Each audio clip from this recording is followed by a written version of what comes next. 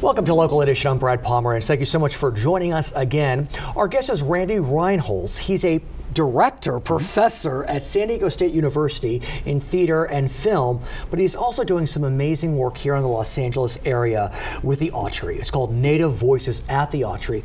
Randy, thanks so much for joining us. Before we talk about Native Voices, tell me about your background. You're Choctaw. Thanks, Brad. Yeah, enrolled member of the Choctaw Nation of Oklahoma, and lived some in Oklahoma in the summer times, lived in Missouri, born in St. Louis, but mostly rural, some in the Ozarks, some in Texas, some in North Dakota. Now, let me ask you though, I mean, I look at you, you got great hair, blue eyes, doesn't really seem like you'd be a Native American, but because of the experience of Native Americans, how does one get blue eyes with being Native American? Part of the diaspora, right? I mean, everybody's, people going around, so I'm German, I'm Irish, and my grandmother, who was Choctaw, told most of the stories that stuck. So let's talk about the stories, because that really is what you're doing at Native Voices at the Autry, is telling those stories, which are so critical and vital to the American experience. Tell us. That's true, because a lot of times we talk about being American and we don't really know what it means, and it's a complicated history. I mean, German, Irish, Polish, Russian, I mean, we've been here for a minute. Native Americans have been here for millennia. Right. And, you know, we started this in 1993. We had 2 plays by Native Americans you could purchase in this country. Now we have 200. So, you know, you think, well, big difference 20 years has made. We've done 14 productions.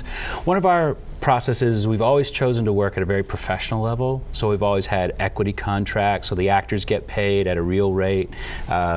Yeah, it's not great, but you know they what? Deserve it.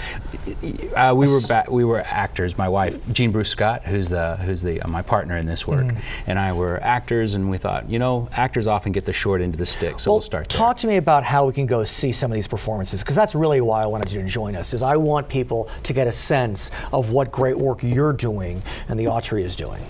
I think it's also something people from Los Angeles should be proud of. No doubt. This work is starting here, and it's starting to move around the country.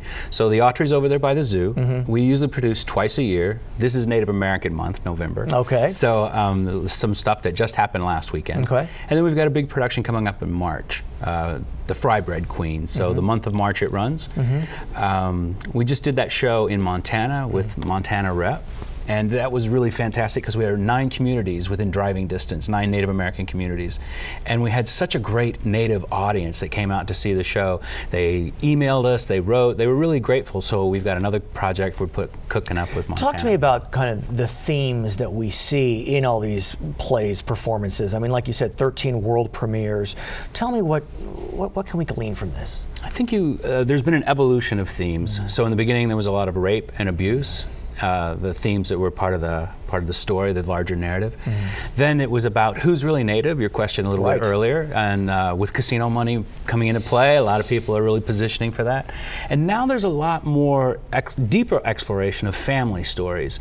The last few years we've been seeing more stories about Native violence on Native people, which you see in reservation life sometimes, and in urban communities sometimes. So we as Native people have to learn to be really good and champions of each other. I have to ask you, I mean, you are someone who is Native, but don't appear to be as such on the surface. So talk to me about that dichotomy for yourself. That's got to be kind of an interesting dilemma. Yes. You know, I started as an actor, and I was never cast, and nor would I be as a Native person. Sure.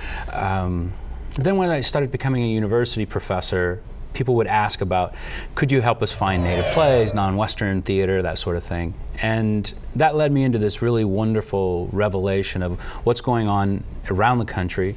You know, I think I hear both sides of the prejudice. I get it. Randy, you're a good man. Thank you so much for joining us. Native Voices at the Autry.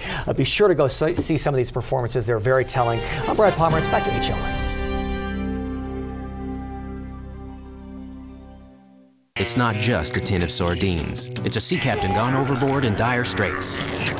It's not just a jar of peanut butter. It's a crazy nut running from the law in a small Texas town. It's not just a can of alphabet soup. It's a high-speed car chase that spells disaster. Bring 4 non-perishable food items to your local charter office and get a coupon for an on-demand movie. It's not just food, it's flicks. Plus, enter for a chance to win the ultimate HD TV package. Get movies for food with Charter and help your community.